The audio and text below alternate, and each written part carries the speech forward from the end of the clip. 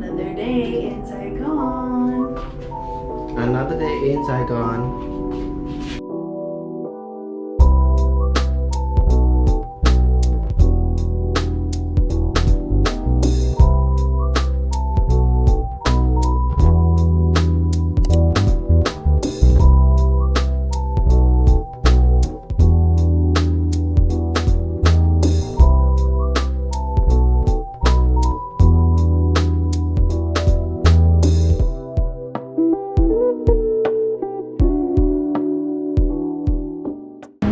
Craig got the mix of everything. I only had the grilled pork barbecue and some eggs. First meal today, kumtam or broken rice.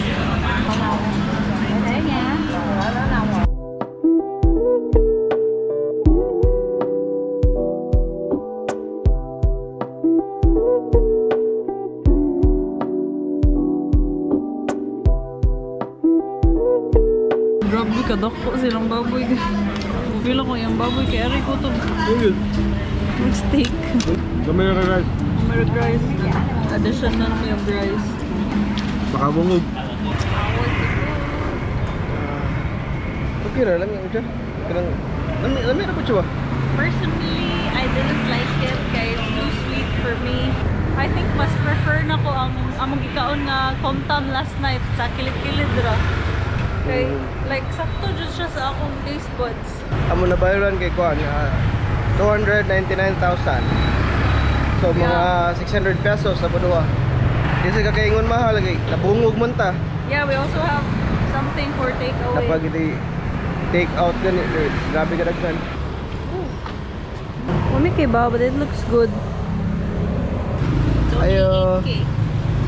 Nice. Thank you. So now we are on our way to the Oasis Cafe. It's Instagrammable siya nga cafe.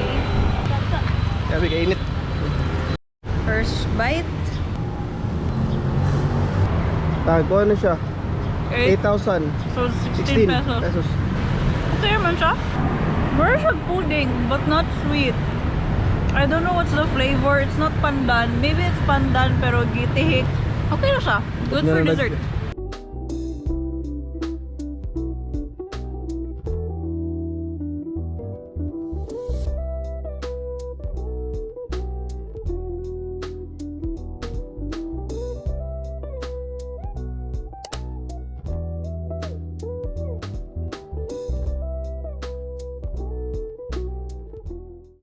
So this is the raspberry mocktail, and then this one is the Oasis style Vietnamese coffee.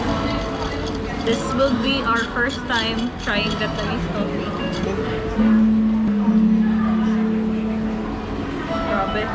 Grabe guys, it really kicks. So strong. They also gave us this iced tea to cleanse our palate. Almost all give complimentary iced tea, and it's really tea. It's really tea with iced tea. But this is so far the best. Ito ang iced tea Kuan. Nesty apple good. I think I'm gonna have mine for takeout because we have to go to the War Remnants Museum. That's already 2.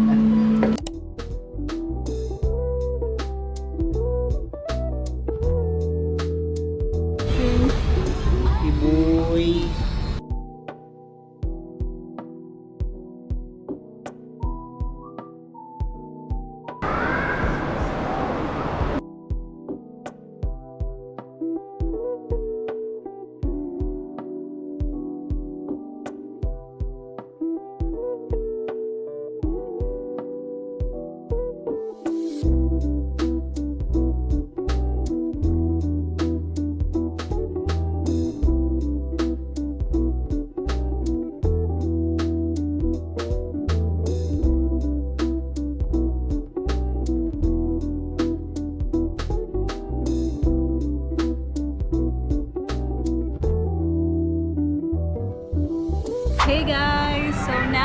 at the Saigon Post Office.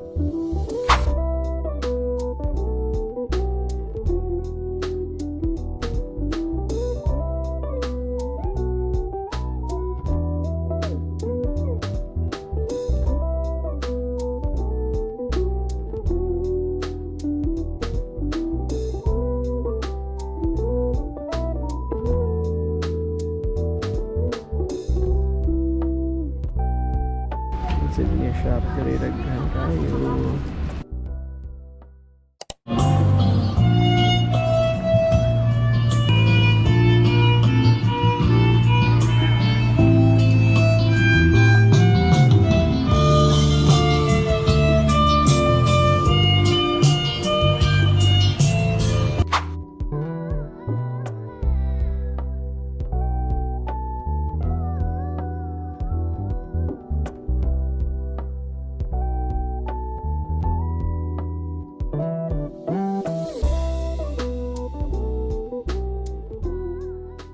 Hey guys, we are now at the Malaysian market.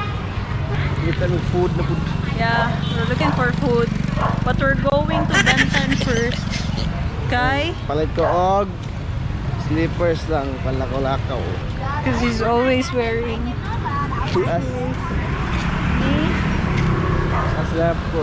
because I'm a local. Chin chow! Chin chow, kinchana. Come on! 700 eh. Ha? 600 ako rin na choy. 300 rin ito. For example, 200. Kaso kayo eh, 400 buong. Di mada guys.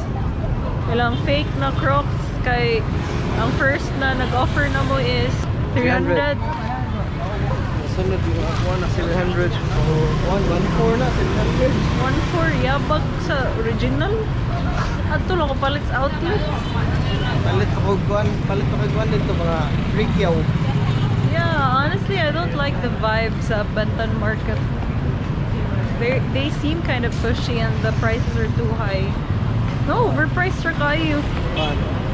Semi-tulis. Yeah, sometimes I wonder if kanang nag-wonder gani ko if naba sila yung religion or something kay in the Philippines kay to betag karma so dili nila patasan kayo ilahang tubo.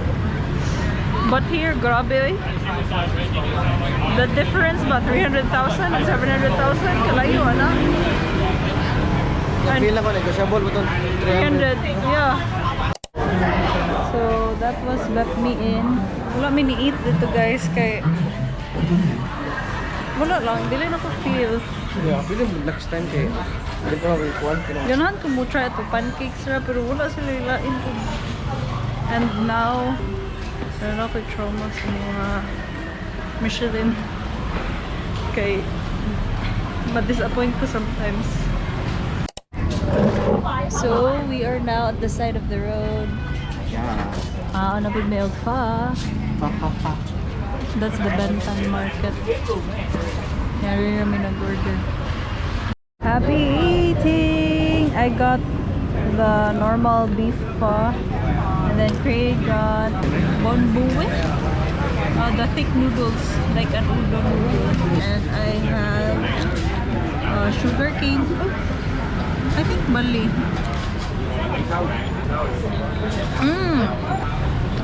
If sugar cane, it's so good.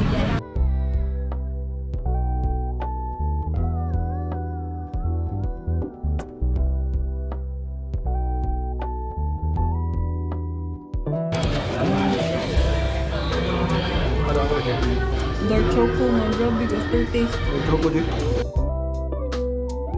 Di wala? Di ko lang.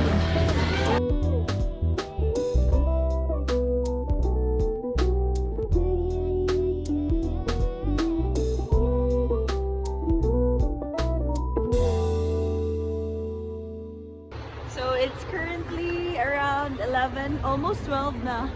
So we're buying here. Okay, I couldn't get enough of banh mi. Opo kay ko na satisfied so far.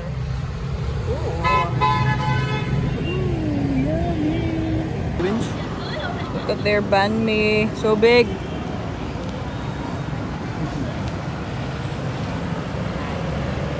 There it is always. We're just at the side of the road. Drinking some fruit tea. Fruity. Apple orange.